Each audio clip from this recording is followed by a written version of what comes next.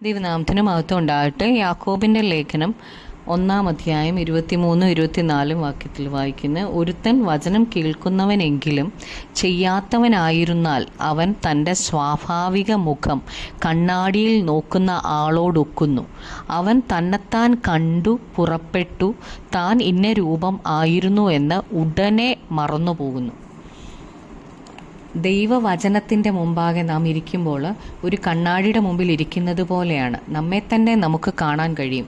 വചനം ദൈവമാകയാൽ പ്രാർത്ഥിക്കാൻ ഇരിക്കുമ്പോൾ നമ്മുടെ തെറ്റുകളാണ് നമുക്ക് വ്യക്തമായി കാണാൻ കഴിയുന്നത്.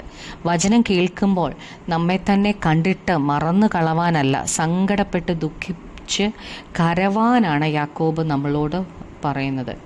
രാത്രി മുഴുവനും അധ്വാനിച്ചിട്ടും ഒന്നും കിട്ടാതിരുന്ന പത്രോസ് യേശുവിൻ്റെ വാക്കിന് വലയിറക്കിയപ്പോൾ പെരുത്ത മീൻകൂട്ടം വലയിൽ കയറി.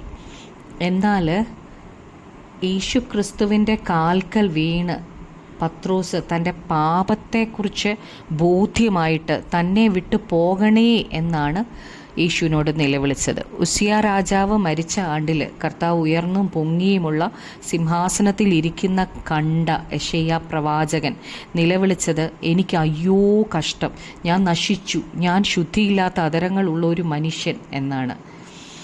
പാപം അറിയാത്ത ദൈവപുത്രനായ ക്രിസ്തു ക്രൂശുമായി പോകുമ്പോൾ ഒരു വലിയ ജനസമൂഹവും യേശുവിനെ ചൊല്ലി വിലപിച്ച് മുറയിടുന്ന അനേകം സ്ത്രീകളും യേശുവിൻ്റെ പിന്നാലെ ചെന്നു. യേശു അവരെ തിരിഞ്ഞു നോക്കിയിട്ട് പറഞ്ഞത്, യെരൂശലേം പുത്രിമാരെ, എന്നെ ചൊല്ലി കരയണ്ട, നിങ്ങളെയും നിങ്ങളുടെ മക്കളെയും ചൊല്ലി കരവീൻ എന്നാണ്.